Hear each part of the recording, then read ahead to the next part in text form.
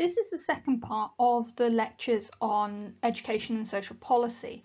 So again, we're going to be going through two of the aims of education, social policy in education, and linking that to the individual policies to see whether or not they were successful.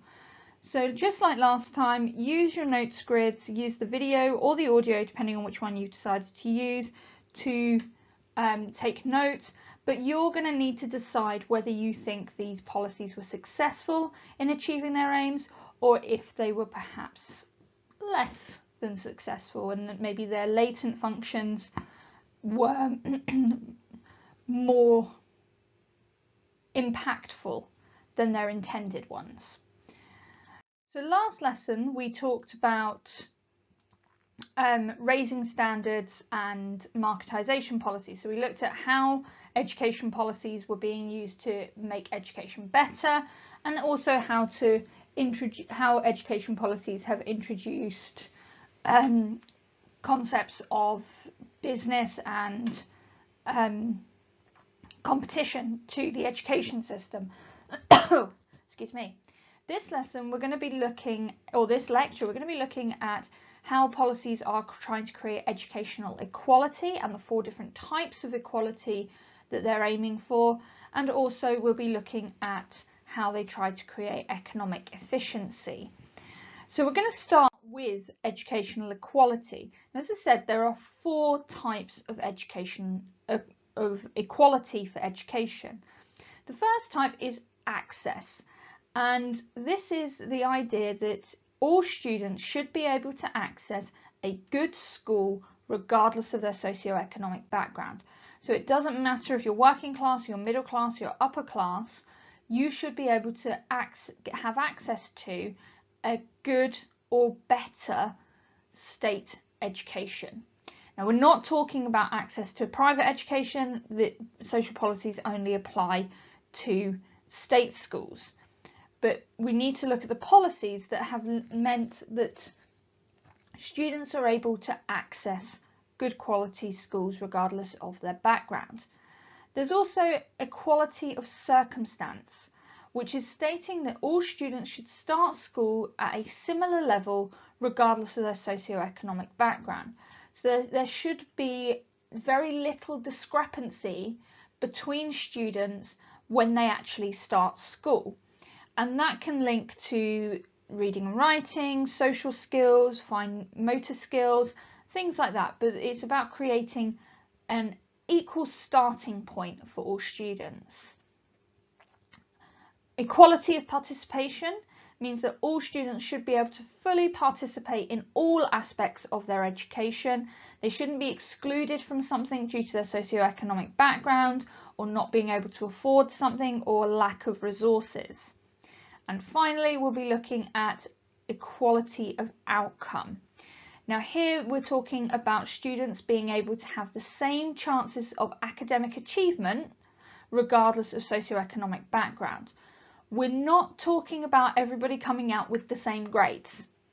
We're talking about having the opportunity and the ability to get the best grade possible that they can.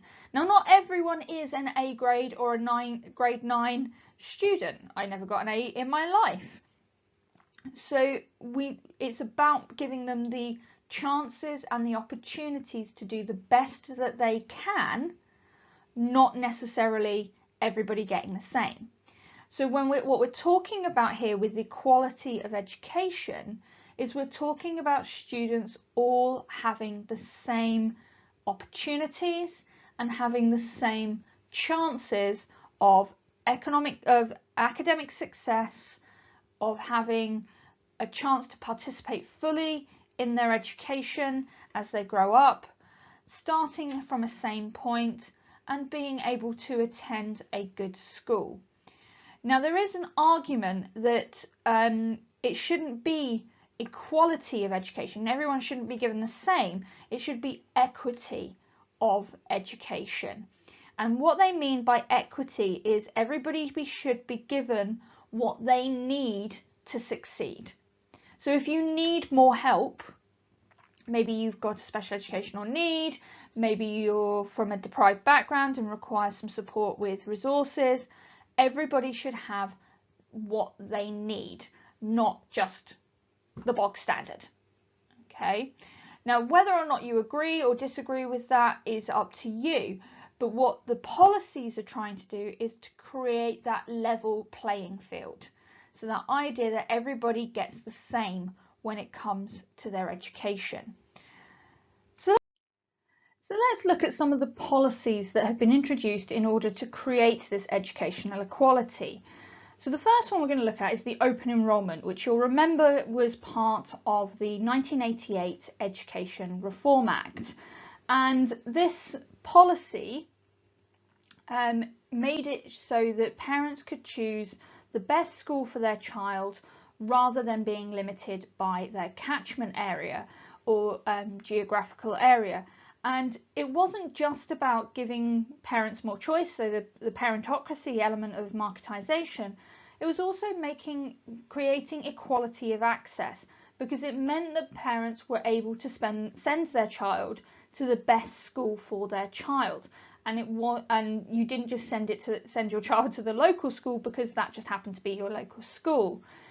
Now, we've already talked about the covert selection processes and the ways that perhaps people don't necessarily have completely open enrolment. But when it comes to equality of access, we can also argue that it's not equality, because it's almost a postcode lottery. Working class parents can't necessarily afford to move to areas where there are good schools, and house prices around good schools tend to be much higher. And that means that you're still having that inequality. There are better schools in more affluent areas, and this could be linked back to the funding formula and things like that, where these schools attract more students means more money means more resources. So this idea that open enrolment created equality of access for students may not necessarily be true, because your working class parents are still stuck with local schools, perhaps because they can't afford to get their students or their children to schools further away. They may not be able to afford the public transport costs, or they may not be able to afford to get them there.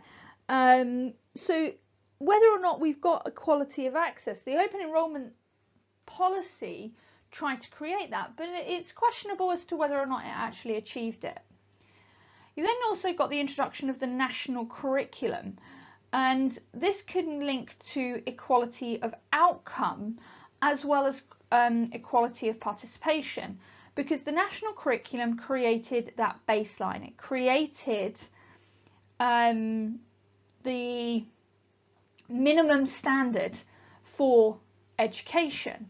So it means that all students were receiving that minimum requirement, and all students would be able to access that minimum requirement.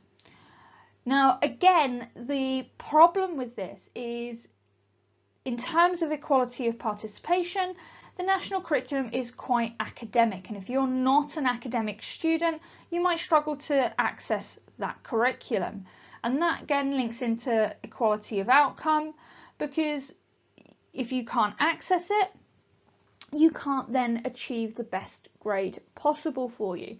So although as a purpose, it does show equality of participation and equality of outcome, it doesn't necessarily mean that it's achieved it, because we don't all access the national curriculum in the same way, and schools interpret the national curriculum in different ways. Now, if we look at New Labour, one of the things they've introduced was the education action zones. And we talked about this last time. These were areas of deprivation where the government would provide additional funding and access to resources and to teachers and experts to support education in that area. And it was quite a considerable amount of money that they were pumping into these areas to raise standards. But at the same time, this also created equality, or links to equality of outcome. So it was trying to level the playing field between those affluent schools who had funding and resources and things like that, with schools that perhaps didn't have those facilities or those resources. So it meant that those students had the same chances of academic achievement as those who were going to more affluent schools. It was also talking about equality of participation, because it provided opportunities for students who perhaps couldn't afford certain things, or schools who couldn't get the resources they need to get them, so that way all the students, regardless of which school you went to, were receiving the same educational opportunities. They also introduced the EMA, and this was the Education Maintenance Allowance, and this was aimed at post-16. And what it was if you came from a poorer background, so this was means tested depending on how much your parents earned, you could qualify for the EMA, which was at the time £30 a week, paid directly to the student who was engaged in post-16 education. So it could be sixth form, it could be college, it could be A-levels, BTECs, GNVQs. Didn't matter what qualification you were engaged in, as long as you were engaged in post-16 education. And if your attendance was good, you got your EMA. If your achievement was good, you got bonuses, and you got given a little bit more cash. And the idea behind this was to create equality of participation. So it was a way of helping students who perhaps wouldn't have gone to sixth form or onto further education because their families needed them to go and get a job. Now, bear in mind that this was a time when you left school at 16. Compulsory education ended at 16. It's only been the last few years where it's been you have to be in educational training until you're 18. So the EMA was a way to encourage those from poorer or more deprived backgrounds to stay on in education and get more qualifications, which could then lead to higher jobs, higher paid jobs, and break that cycle of poverty. So it was you would get £30 a week, and it would be paid directly to the student. So it wasn't like it was going to the parents, it wasn't going to the colleges or the schools, it was going directly to the students to help so that they could engage in post-16 education. So it was creating that equality of participation and equality of access as well, because what we're seeing here is that at the time post-16 education was kind of a upper working class, lower middle class and middle class venture, because students could afford to stay on in education.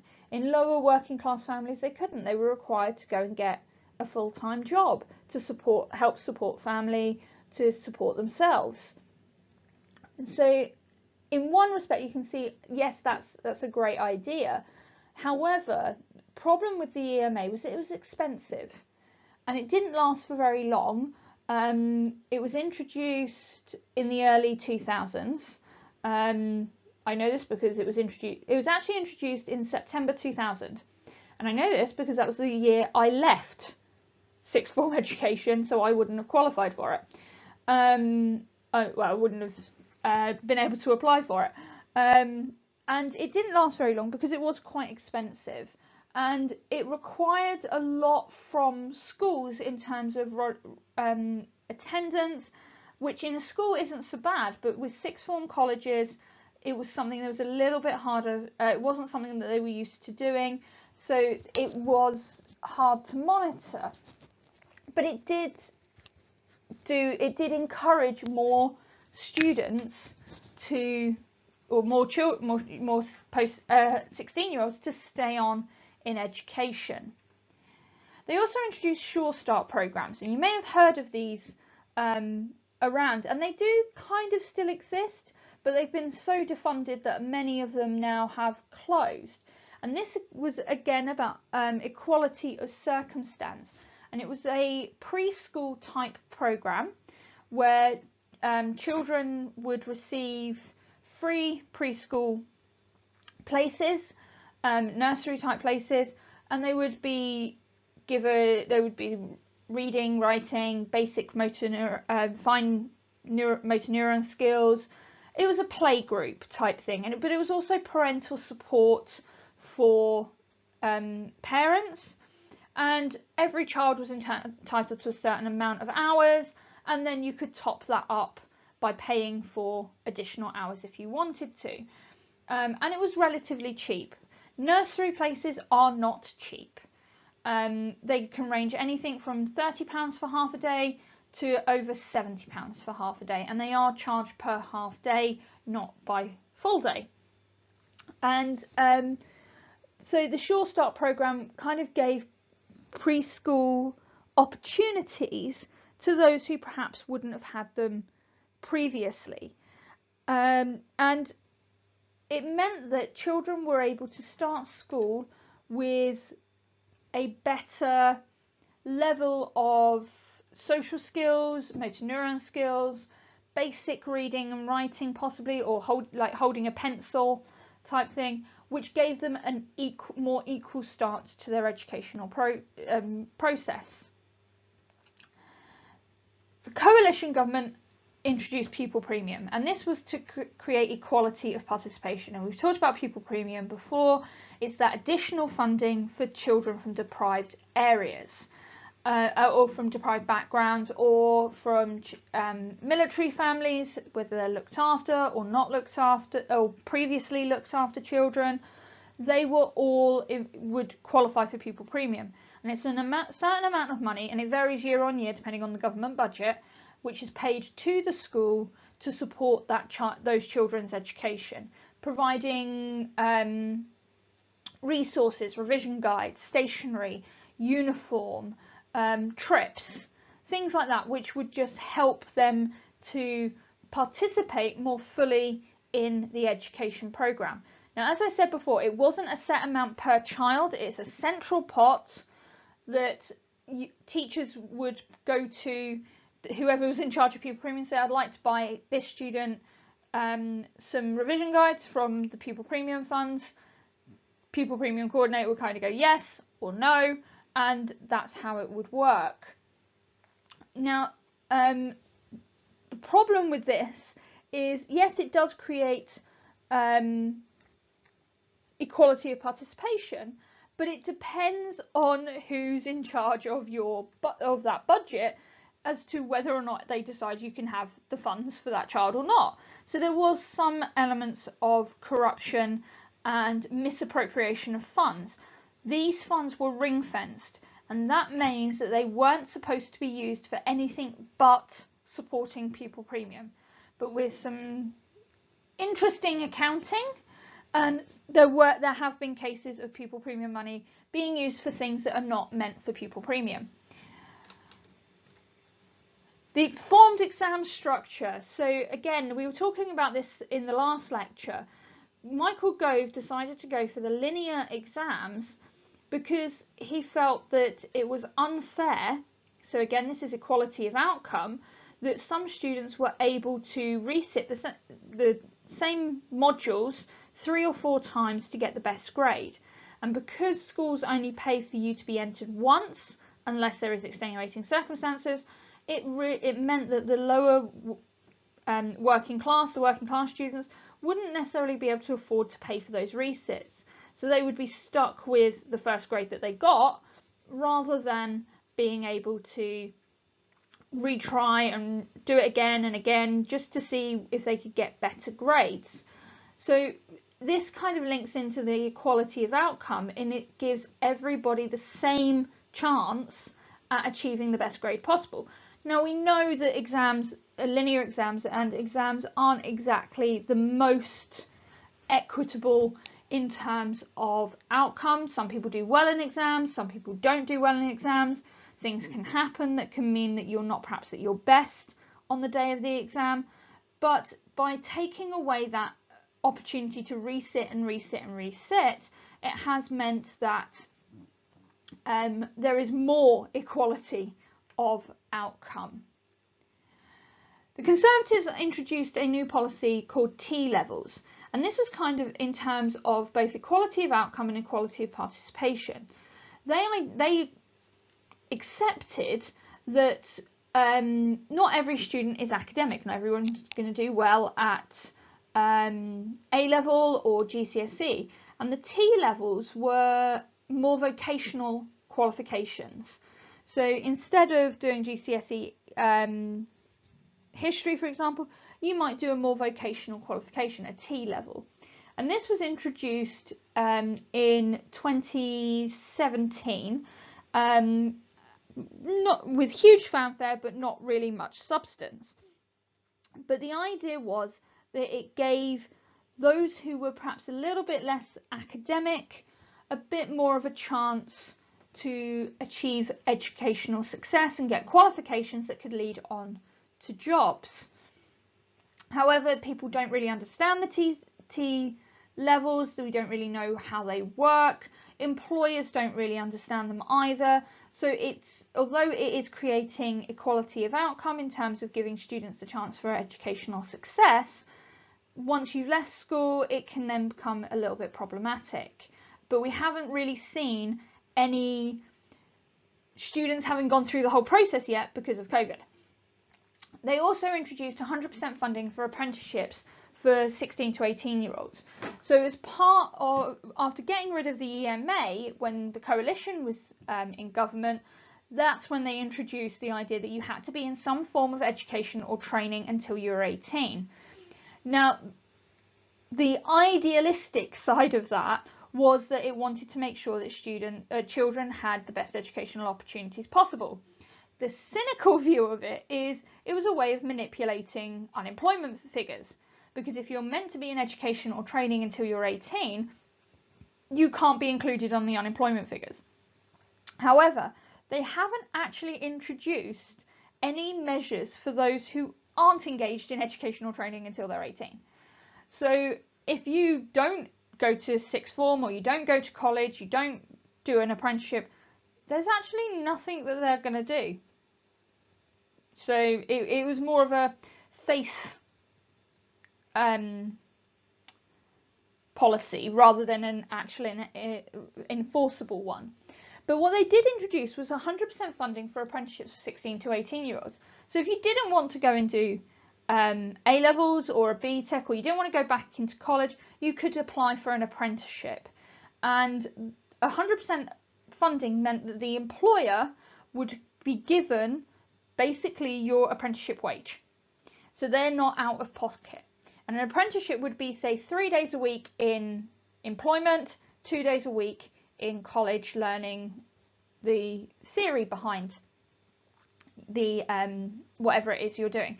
And apprenticeships could range in topic massively.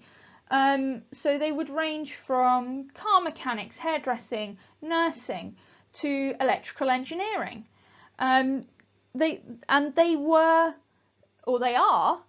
You are able to use these apprenticeships to apply to university if you wanted to.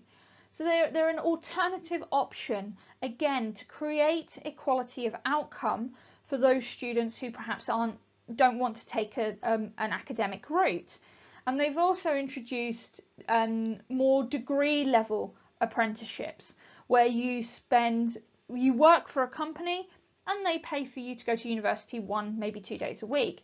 Now, because you're at university part-time, it could mean that you take 4 or 5 years to complete your degree, and then you probably have to work for the company for a number of years afterwards.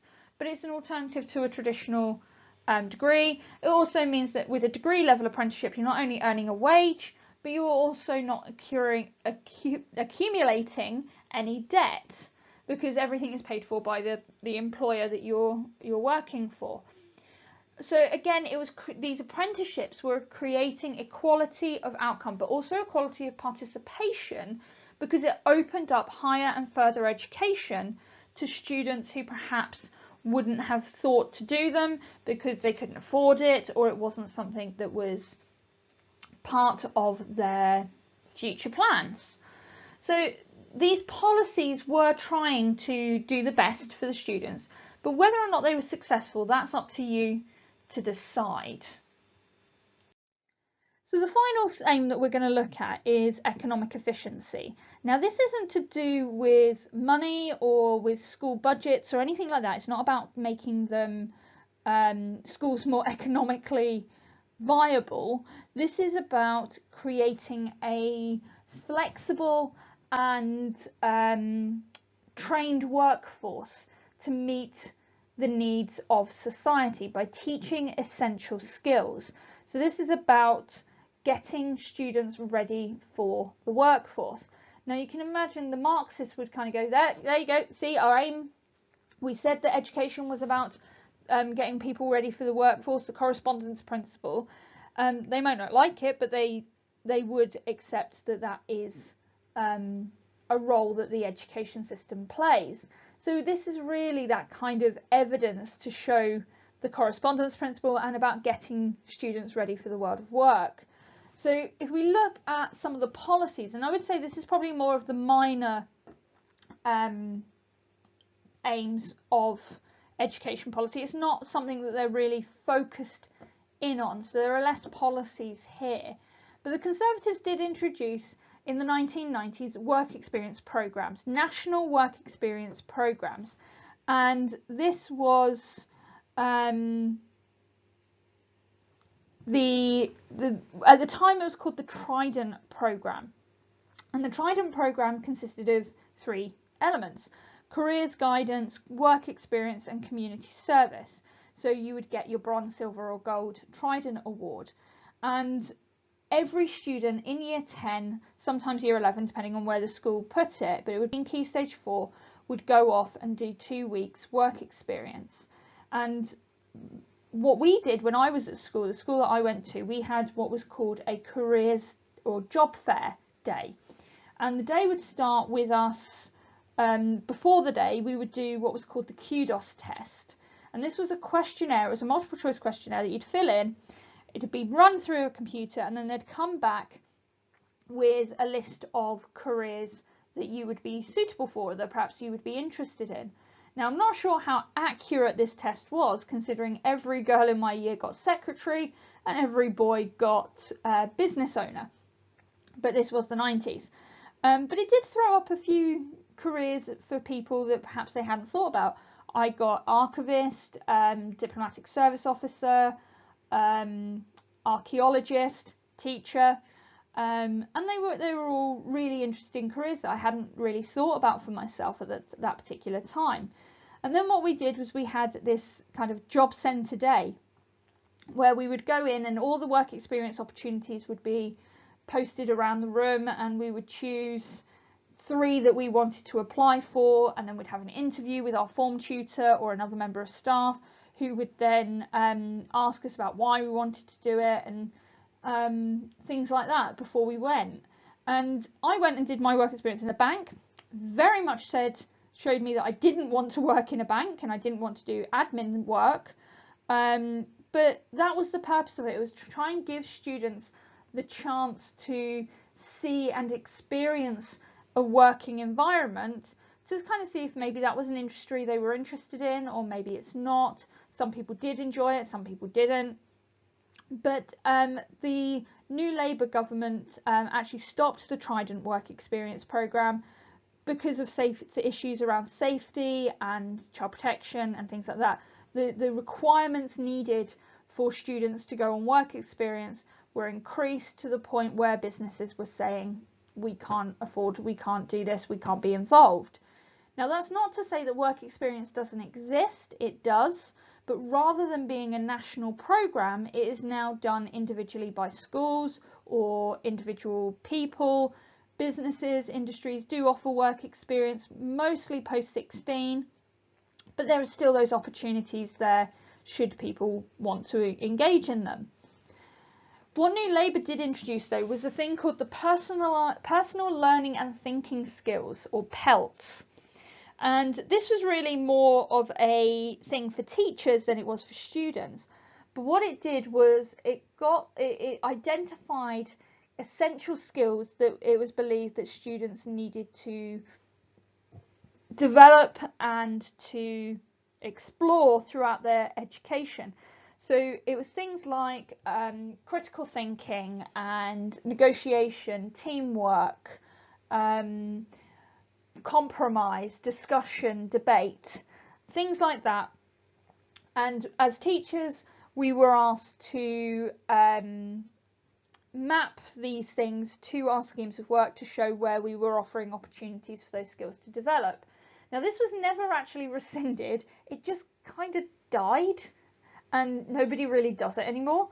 I mean, we still think about those skills when we're planning schemes of work and things like that. We think about what skills we want you to develop, but we don't map it to the personal learning and thinking skills program. It's no longer required. But at one stage it was. But the idea behind it was to identify those essential skills that are required in the workplace and then try and build them into our schemes of work and our teaching. The coalition government took a different step because most of their plans were more to do with academic achievement and academics. What they introduced were new subjects, and new subjects such as STEM and STEAM. So it is more a rebranding than new subjects. So science, technology, engineering and maths, or science, technology, engineering, art and maths. They also introduced computer science. But they were looking at what skills and what subjects were needed to compete in a global workforce and started to promote those within schools. And you also saw the introduction of programs such as GIST and WISE. So GIST, Girls in Science and Technology, WISE, Women in Science and Engineering, as a way of promoting traditionally masculine subjects and masculine industries to women. And again, we see a rebranding when it came to home economics, which became food and nutrition, trying to make it more gender neutral and introduce and get more boys into those sort of subjects. How successful that's been, I'm not sure. I think it's still too early to tell, but they did try. They also introduced independent and impartial careers advice. So they created guidelines that said that all schools must provide careers guidance, and we obviously have our careers guidance person in school, but their advice to a student must be impartial, which means if a student comes to them and says, I would like to look into doing this particular career, they can't turn around and go, yeah, that's not for you. You're not that sort of person, you can't do that. They have to support that goal or that kind of career aspiration, and it needs to be impartial. So it can't be like, well, we're from this area, you should really go into do this industry. It's about supporting students' careers aspirations and providing them with the information necessary for them to make a decision for themselves. Now, the Conservative government hasn't really done much explicitly for economic efficiency. You could argue that the T-levels and the apprenticeships link into this economic efficiency and getting people into industry, but for the main thrust of those policies was to do with equality of education, and maybe the economic efficiency there was more of a side benefit. Now, you could argue that these have been successful, but it's quite early to tell, particularly with the coalition and the Conservative government policies, to see whether or not there's actually been an impact. And it's difficult to say what impact these policies have, considering on average a person will have 8 different occupations throughout their lifetime. So with that sort of linking it back to what they've learnt in school and the subjects they've done, or the impartial careers advice that they've had, that can be difficult to measure as to how impactful that's actually been. Okay, So that was the second part of this lecture on education and social policy. So just to reiterate what you need to do, you need to have, your notes need to cover the 4 aims, what the aims were, what they mean, and the policies that try to meet those aims. And then you need to decide for yourself whether you think that those policies did or did not meet those aims.